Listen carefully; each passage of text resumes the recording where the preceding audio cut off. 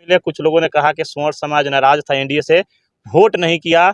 आइए उसी स्वर्ण समाज से एक नेता हमारे साथ मौजूद हैं जो किसी परिचय के मोहताज नहीं है। देख सकते हैं स्क्रीन पे कुंदन शाही, जो बिहार के पूर्व शिक्षा मंत्री रह चुके पीके शाही के भतीजे हैं और अपने पंचायत से मुखिया प्रतिनिधि भी हैं। तो देखिए, स्वर्ण समाज नाराज नहीं था। स्वर्ण समाज के कुछ ठेकेदार हैं जो कि नाराज थे, जिनका अपना निहित स्वार्थ होता है। अपने स्वार्थवश वो कहीं भी किसी भी चुनाव में चले जाते हैं, किसी के साथ चले जाते हैं। ऐसे जनरल लोगों में कोई नाराजगी नहीं था। ये पार्टी आधारित चुनाव था और निश्चित रूप से हिना मैडम बहुत अच्छे से चुनाव लड़ी और लगभग 2,92,000 3 लाख में कुछ कम वोट वो लाने में सफल रही।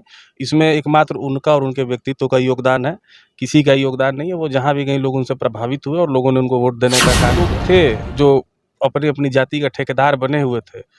अब मैं ये तो बहुत नहीं कह पाऊंगा वो कितना वोट दिलवाया, लेकिन मुझे ये पता है कि हिना साहब उन्हीं के चलते हारी, उन्हीं की वजह से हारी, उन ठेकेदारों की वजह से। जी, उन्हीं की वजह से हारी है। उन लोगों ने उनको भ्रम में रखने का काम किया कि मैं आ गया तो पूरा समाज आ गया। ऐसा हालांकि था नहीं जमीन पर। और निश्चित रूप से उन ठेकेदारों को बुला के हिना साहब से को सवाल पूछना चाहिए। वो हम लोग का विषय नहीं है, वो उनकी बात है। पूरा देश एक तरफ, अयोध्या एक तरफ। अयोध्या हम लोगों को नहीं हारना चाहिए था। इसका पार्टी को समीक्षा करना चाहिए था और जो भी लोग दोषी हो, भितरघात किया हो या जो किया हो, उनके ऊपर कार्रवाई करनी चाहिए। लेकिन हम लोग बात करेंगे सिवान लोकसभा सीट को लेकर, जो काफी चर्चाओं में था और काफी हॉट सीट था। तरह तरह के कयास लगाए जा रहे थे। इस चुनाव में बहुत सारे समीकरण देखने को मिले। कुछ लोगों ने कहा कि स्वर्ण समाज नाराज था एनडीए से, वोट नहीं किया। आइए उसी स्वर्ण समाज से एक नेता हमारे साथ मौजूद हैं जो किसी परिचय के मोहताज नहीं है। देख सकते हैं स्क्रीन पे कुंदन शाही, जो बिहार के पूर्व शिक्षा मंत्री रह चुके पीके शाही के भतीजे हैं और अपने पंचायत से मुखिया प्रतिनिधि भी हैं। तो मुखिया जी, क्या लग रहा है जिस तरह से न्यूज चलाया जा रहा था पूरे जिला में कि स्वर्ण समाज इस बार नाराज है एनडीए से? देखिए, स्वर्ण समाज नाराज नहीं था। स्वर्ण समाज के कुछ ठेकेदार हैं जो कि नाराज थे, जिनका अपना निहित स्वार्थ होता है। अपने स्वार्थवश वो कहीं भी किसी भी चुनाव में चले जाते हैं, किसी के साथ चले जाते हैं। ऐसे जनरल लोगों में कोई नाराजगी नहीं थी। अच्छा, जो नतीजे आए हैं दिखाई दे रहा है कि करीब 3 लाख तक वोटों तक हिना साहब पहुंची है। 2,92,000 माइनॉरिटी का वोट 1,50,000 से 1,60,000 ही इस बार पोल हुआ है। इतना वोट आया कहाँ से? फिर सोच समझ में नाराज नहीं था तो? जी, मैं देखिए, पहला चीज़ तो ये जाति पाति का चुनाव ना था, ये नहीं था, ये पार्टी आधारित चुनाव था और निश्चित रूप से हिना मैडम बहुत अच्छे से चुनाव लड़ी और लगभग 2,92,000 3 लाख में कुछ कम वोट वो लाने में सफल रही। इसमें एकमात्र उनका और उनके व्यक्तित्व का योगदान है, किसी का योगदान नहीं है। वो जहाँ भी गई लोग उनसे प्रभावित हुए और लोगों ने उनको वोट देने का काम किया। कुछ लोग थे जो अपनी अपनी जाति का ठेकेदार बने हुए थे। अब मैं ये तो बहुत नहीं कह पाऊंगा वो कितना वोट दिलवाया, लेकिन मुझे ये पता है कि हिना साहब उन्हीं के चलते हारी, उन्हीं की वजह से हारी, उन ठेकेदारों की वजह से। जी, उन्हीं की वजह से हारी हैं, क्योंकि उन लोगों ने उनको भ्रम में रखने का काम किया कि मैं आ गया तो पूरा समाज आ गया। ऐसा हालांकि था नहीं जमीन पर। और निश्चित रूप से उन ठेकेदारों को बुला के हिना साहब से को सवाल पूछना चाहिए। वो हम लोग का विषय नहीं है, वो उनका विषय है। क्या लग रहा है सिवान में जो एक नया समीकरण बनाने की कोशिश किया जा रहा था वो विफल हो गया? कोई समीकरण बनाने का प्रयास नहीं हो रहा था। लोग ये सब भ्रम फैलाने का और अफवाह फैला के सोशल मीडिया का गलत इस्तेमाल करके एक इन्होंने प्रयोग किया जो असफल हुआ। अच्छा, लोग बता रहे थे कि एक बहुत बड़े रणनीतिकार का रणनीति था हिना साहब के पीछे, वही काम कर रहा था, लेकिन वो तो फेल हो चुका है। जी, वो रणनीतिकार आप संभवतः प्रशांत किशोर की तरफ इशारा कर रहे हैं। तो देखिए, वो भगवान नहीं है।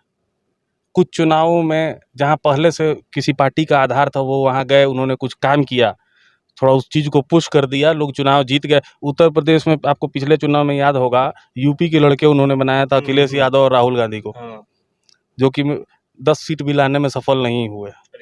और इस बार अगर वो शायद यहाँ लोकल प्रत्याशी के लिए काम कर रहे थे, रिजल्ट आपके सामने है। बहुत कोई रणनीति फरणनीति सब काम करता नहीं है जब तक जमीन पे आपका आधार होना चाहिए, बस। अच्छा, क्या लग रहा है आपको सिवान में एक दूसरा समीकरण देखने को मिलता है, देश से अलग राजनीति सिवान में होती है?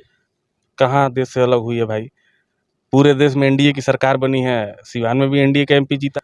तो एक चीज़ आप जान जाइए कि भाजपा अकेले चुनाव नहीं लड़ी थी। भाजपा एज ए एनडीए कई पार्टियों का गठबंधन था जो चुनाव लड़े थे और लगभग 300 सीट लाने में सफल हुए। बहुमत का आंकड़ा 272 है।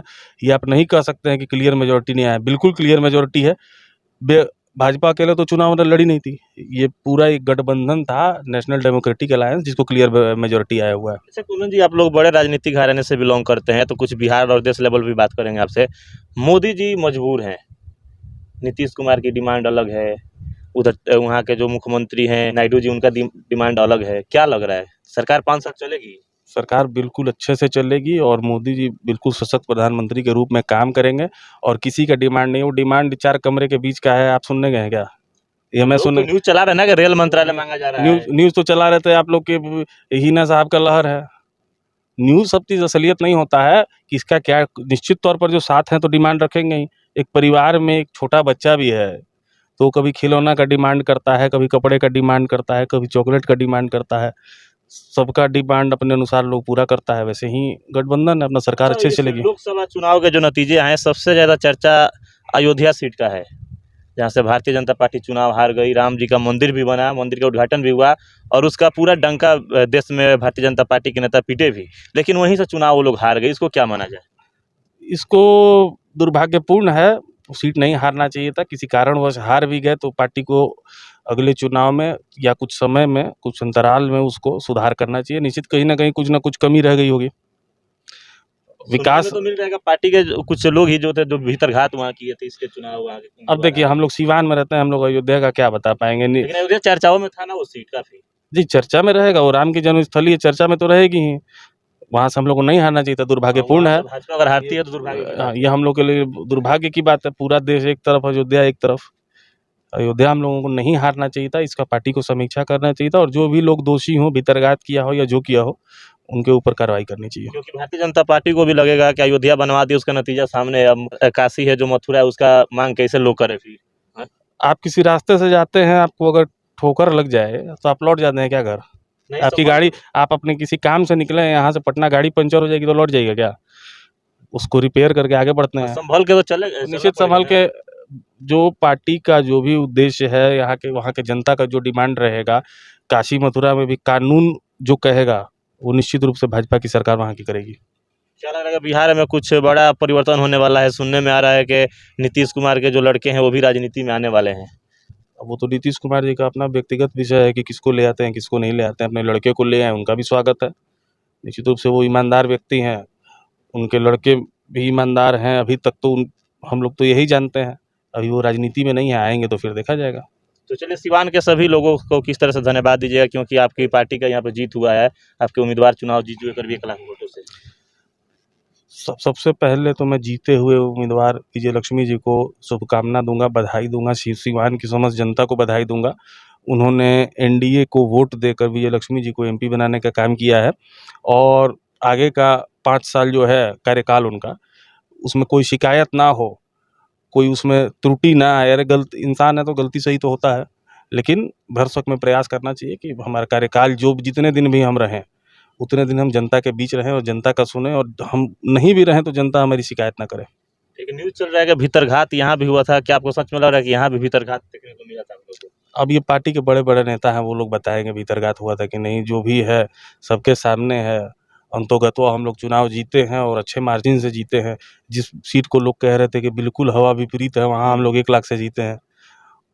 अच्छा कुंदन जी, एक सवाल छूट गया था कि यहाँ के जो उम्मीदवार थी आपके विजय लक्ष्मी देवी, उनको लेकर तरह-तरह के न्यूज़ भी चलाया गया, दिखाया गया कि उम्मीदवार अच्छी नहीं है, पढ़ी लिखी नहीं है, इनको एमपी का फुल फॉर्म नहीं पता है। उसके बावजूद भी 1 लाख वोटों से चुनाव जीत गई। हाँ, देखिए, वो कोई उम्मीदवार चुनाव नहीं लड़ता है।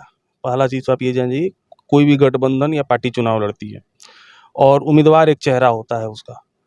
उम्मीदवार पे बहुत सारे लोगों ने प्रोपेगेंडा बनाया। घरेलू महिला है और घरेलू महिला जब घर संभाल सकती है अच्छे से, तो निश्चित रूप से वो अपना संसदीय क्षेत्र या जिस भी क्षेत्र से वो चुनी जाए, जिस भी कॉन्स्टिट्यूएंसी में चुनी जाए, वो अच्छे से चला लेगी। आपने देखा है, हम लोग की पिछली सांसद थी कविता जी, शादी करके आई, 10 दिनों में वो एमएलए हो गई। बहुत अच्छे से उन्होंने दुरौंधा चलाया, 2 टर्म वहाँ से एमएलए रहीं, 1 टर्म सिवान से एमपी रहीं। आदमी सीखते से, आप भी पत्रकार हैं, कोई आप बचपन से तो पत्रकारिता कर नहीं रहे हैं। धीरे-धीरे आप लोगों के पीछे घूम के 1 साल आपने सीखा होगा, 2 साल सीखा होगा, तब आज आप पत्रकारिता कर रहे हैं और बहुत अच्छे आप पत्रकार हैं सिवान के। तो ऐसा नहीं है कि कोई सीख के आया रहता है, समय के अनुसार सब लोग सीख जाते हैं और वो भी सीख जाएंगे और बहुत अच्छा असर नहीं किया लोगों पे, इसका असर नहीं पड़े जो प्रोपेगेंडा चलाया गया। नहीं, सब प्रोपेगेंडा था। प्रोपेगेंडा का कोई असर नहीं होता है। कुछ क्षणिक लोग उसका मजाक उड़ाते हैं, क्षणिक चर्चा करते हैं, उसके बाद सब खत्म हो जाता है। मुख्य चीज़ है, ये देश का चुनाव था और देश के मुद्दे पे हुआ है और एनडीए गठबंधन चुनाव जीती है।